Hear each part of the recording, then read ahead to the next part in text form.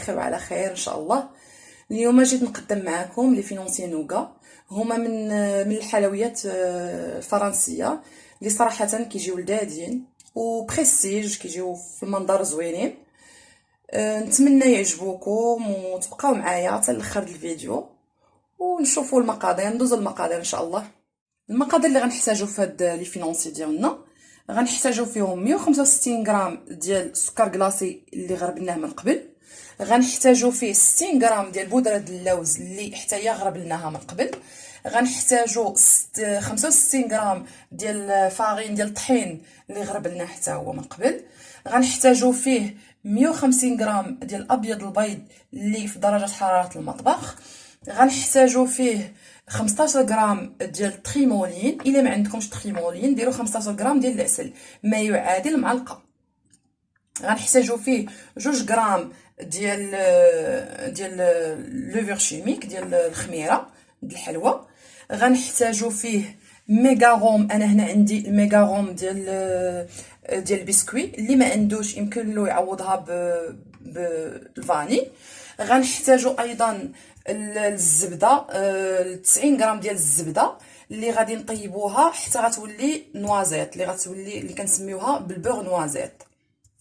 ندوزو لطريقه التحضير ان شاء الله.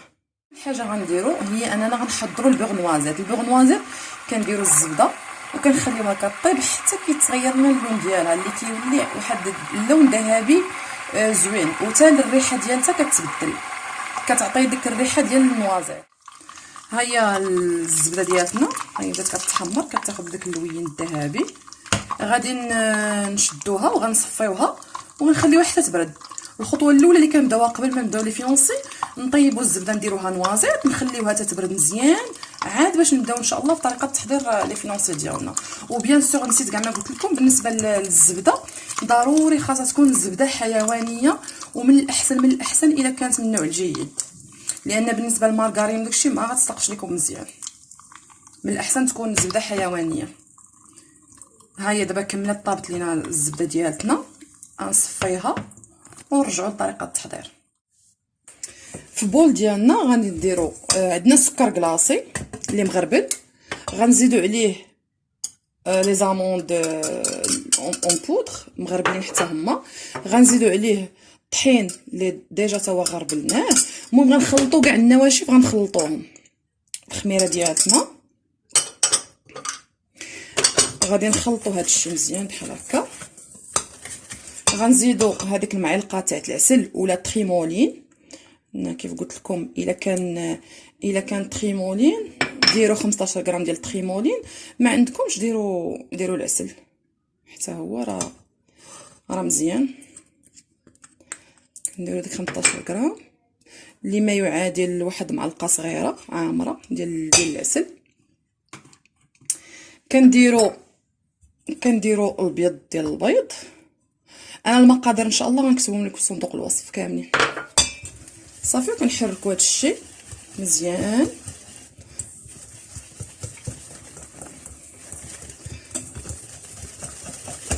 حتى كنحصلوا على اون بارت.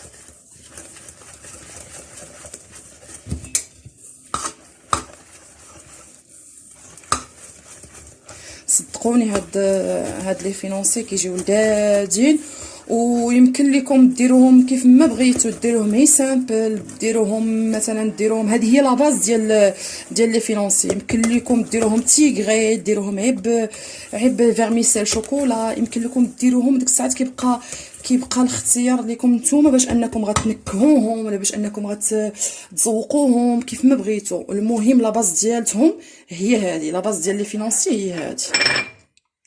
ديك الساعات كنزيد واحد شويه ديال الميغاغوم. انا عندي هنا كيف قلت لكم عندي الميغاغوم ديال البسكوي. اللي ما عندوش يمكن له يدير اي نكهه، البيستاش، الفاني، اللي بغى الناطه. تبارك الله في المغرب راه فين ما مشيتي اي متجر ديال الحلويات راه كتلقى لي ميغاغوم. صافي بعد ما خلطنا هادشي كامل، دابا غنزيد ليهم البوغ نوازيط اللي غتكون بردات ليا. من بعد ما بردات لينا البوغ نوازيط ديالنا، ها هي صفيناها وحصلنا على هذا الشكل هذا. هذه هي البوغ نوازيط. دابا كنزيدوها على الخليط ديالنا اللي خلطنا في الاول. كنخلطوها. كاين لكم ديروها تخلطوا شويه بشويه، بالحق انا كبيت كلشي مزروبه. كنخلطوها على هذا الشكل.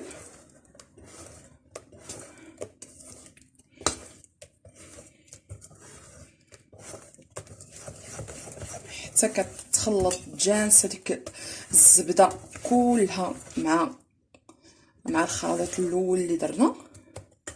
ها هو الخليط اللي كنحصلوا عليه كيف ما كتشوفوا.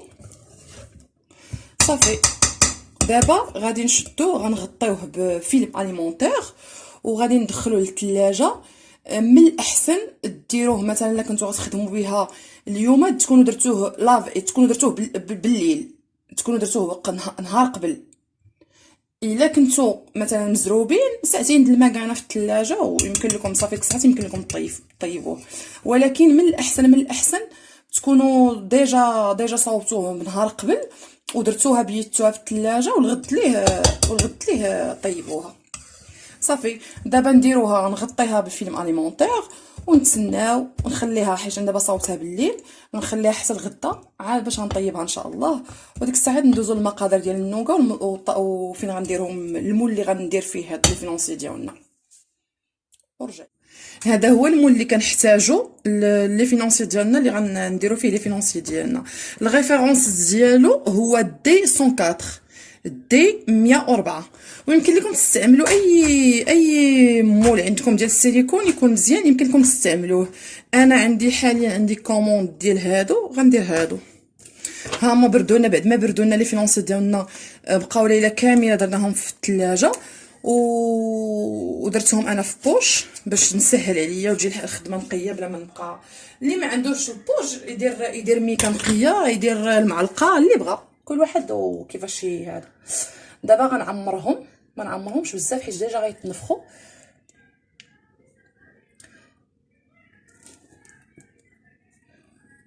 صافي نعمروهم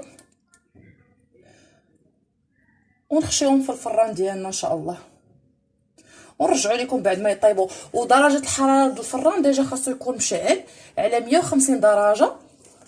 نتوما كتقابلوهم حيت دابا كل واحد والفران ديالو كيفاش، ما نقدرش نقول لكم الحراره اكزاكت ديال الفران. انا عندي شالور تورنونط بالحق دغيا كيطيبوا هما، ما كيتعطلوش. نتوما ردوا لهم البال. وبالنسبه اللي عنده فران ديال الغاز يشعل عليهم عين من التحت نار عافيه خفيفه مهيله، ما تكونش عافيه مجهده باش ما يتحرقوش. ونرجعوا معكم نوريكم كي غيخرجوا مني يطيبوا ان شاء الله.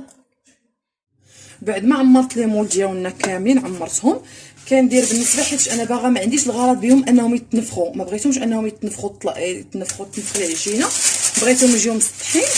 كندير هاد الطريقه، كندير عليهم ورق الطهي ولا ورق الطبخ البابي كويسو، وكنتقل وكنزيد واحد اللاطه اخرى من الفوق، باش ما يتنفخوليش حيت انا بغيتهم يكونوا مسطحين. صافي كندخلهم للفران اللي ديجا مسخن عندي على 150 درجه شالور تورنونط. وبالنسبه اللي عنده كيف قلت لكم، بالنسبه اللي عنده الفران ديال الغاز يشعلوا يسخنوا العافيه تكون مهيله ما تكونش مجهده، لانه ما كيتعطلوش في الفران. ورجع عندكم بالنسبه للمقادير ديال النوغا اللي غنديروا في لي فينونسي ديالنا. غنحتاجوا 70 غرام ديال الجلوكوز، ها هو درتو هنا. 70 غرام ديال السكر كلاصي اللي ديجا مغربل. 100 غرام ديال اللوز كونكاسي. 70 غرام ديال الزبده تكون حيوانيه وتكون من النوع الجيد من الاحسن. غيبان لكم هنا ان المقادير كثيرين حيت انا ضاعفت الكميه حيت عندي واحد لا كوموند، داكشي علاش وقلت علاش ما نشاركش معكم هذه الوصفه، لان كنت متاكده انها غتعجبكم ان شاء الله. دابا ندوزو لطريقه التحضير. في كاسرونه كنديروا الجلوكوز، ها هو هنا، كنزيدوا عليه السكر كلاصي. المهم كنديروا كلشي الا ما عدا اللوز كنخليوه حتى كيذوب ناتج. كنديروا الزبده ديالنا وكنخليو الكل يذوب لينا، ماشي يتحمر وماشي يغلى، غير اون فوا يذوبوا هاد المقادير كاملين ويتجانسوا مع بعضياتهم، صافي كنحبسوه، ما كنخليوه ما يغلاش وما يتبدلش اللون ديالو. بعد ما طابوا ليا لي فينونسي ديالي، ها نتوما كيفاش كتشوفوا كيفاش كيجيو، هما كيفاش كيجيو. كندوزو باش نصاوبو نديرو النوغا في لي مول ديالهم باش ندخلوهم في الفران يطيبوا. النوغا بالنسبه للنوغا ها هي بعد ما بردات، بعد ما بردات لي النوغا ديالتي كتولي بحال هكا. دابا كنعمرها كنديرها في المول، نفس المول اللي خدمت فيه لي فينونسي هو نفسه اللي غنخدم فيه النوغا.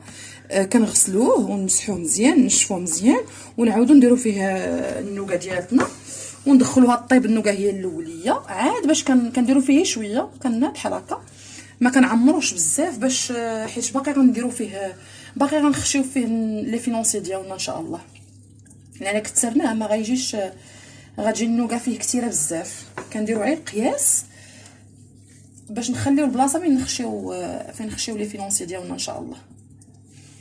صافي ملي كنعمرو بحال هكا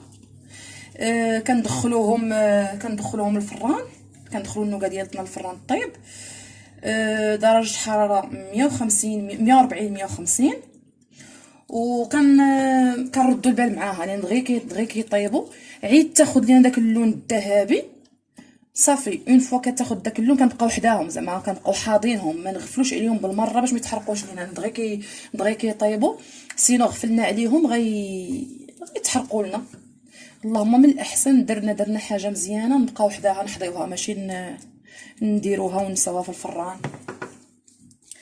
صافي دابا غندخلهم ان شاء الله يطيبوا في الفران على ما يتحمروا، ونخرجهم ونوريكم كيفاش غنلصق معاهم لي فينونسي ديالي. النوغا ديالتنا وخدات هذا اللون ديريكتومون اون فوا تخرج من الفران، نيشان ما نخليوهاش تبرد، لا بردات سينو صافي ما غتلصقش لينا فيها الفينونسي. كنديروا فيها لي فينونسي ديالنا، يعني نكونوا شويه خفافين، يدينا تكون خفيفه، ما نتعطلوش، سينو غتبرد لينا النوغا ما يبقاش تشد لينا في لي فينونسي ديالنا. بحال هكا كنستفوهم بحال هكا ونطابوطيو غير بشويه عليهم باش تلصق معاهم هذيك النوغا ديالنا هكا. صافي حتى كنكملوا كلشي وكنخليوهم يبردوا باش تلصق فيهم. ما نحيدهمش دابا، تبرد عليهم النوغا، تتبرد عليهم النوغا عاد باش غنحيدو باش تلصق فيهم النوغا، عاد باش نحيدوهم نديموليوهم ونستمروا حتى نكملوا الكميه اللي عندنا. ونسيت واحد الحاجه بالنسبه للفينونسي اللي غيديروهم في المول وغيطيبوهم، الا خفتوا انكم ملي يخرجوا من الفران خفتوا انهم ملي تبغيو تحيدوهم يتهرسوا لكم ولا شي حاجه، من الاحسن ديروهم في الكونجيلاتور حتى يجمدوا عاد باش ديموليوهم من لو مول ديالكم. سينو حيت على حساب لو مول كاين مولات دابا ديال الشينوا، كاين ديال فرنسا، كاين المهم ديال الطاليان، على حساب. ومن الاحسن النصيحه ديالي الواحد هو ياخذ حاجه مزيانه، لي مول ديال الايطالي احسن من اخرين. صافي هادشي اللي كاين. يبردوا لنا هذا ونديموليهم ونوريكم كيفاش النتيجه اللي خرجت. بعد ما كيخرجوا النوغا، بعدنا كنساليو لي فينونسي ديالنا وكتلصق فيهم النوغا، كتبرد عليهم. ها هي النتيجه النهائيه ديالهم بحال هكا كيف ما كتشوفوا، هما بحال طايبه معاهم النوغا. دابا غتجيو مرحله التزيين. انا درت غاناش شوكولا بلون، كنعمرو هنايا الداخل ديالهم. ما درتش لكم الطريقه ديال الغاناش حيتاش ديجا كان عندي وعليها ما حطيتهاش لكم. بالنسبه للقاعده ديال الغاناش كنديروا 50 غرام ديال الكريمه، كنسخنوها فوق البوطه بحق ماشي حتى كتغلى، غير كتسخن. اون فوا كتسخن وكنزيدوا عليها كنكونوا مذوبين 150 غرام ديال الشوكولاته بيضاء، يعني 50 غرام ديال كريمه مع 150 غرام ديال الشوكولاته بيضاء كنكون مذوباها. ملي كتسخن ليا ديك الكريمه كنكبها على ديك الشوكولاته. صافي كنحرك كنخليها حتى كتولي ليا على شكل غاناش. صافي دابا انا درت لها هذه، زينتهم بهذا الشوكولا، هذا صوبته، ذوبت الشكلاط وعمرت هاد لي مول هادو راهما كيتباعوا. وعندكم الحريه باش انكم تزينوا باش ما بغيتو. يمكن لكم هاد الحفيرات هادو ديروا فيهم مثلا غير الكراميل، تعمروهم غير بالكراميل وتزوقوهم بشي حبيبات هادوك لي بيرل دوغي باش ما بغيتو. باي حاجه بغيتو تعمروها عمروها بالكراميل. دويو يمكن لكم تدويو الشوكولا بلون وتعمروه بها، يعني كتبقى لكم كامل الحريه. وانا كندير حيت هادي عندي كوموند، كندير هاد الطويسات هكا باش كتجي المنظر ديالها زويون. صافي بحال هكا كيجيو، وهذا هو الشكل النهائي ديالهم. صافي انا نكمل هاد الكميه ونرجع معكم. وهادو لي فينونسي ديالنا بعد ما كملتهم كيجيو زوينين، لا في المنظر لا في المذاق، كيجيو بريستيج. نتمنى يعجبوكم وتجربوهم وتشجعوني بلي لايك وبالبارطاج. فيديو جديد ان شاء الله. الى اللقاء.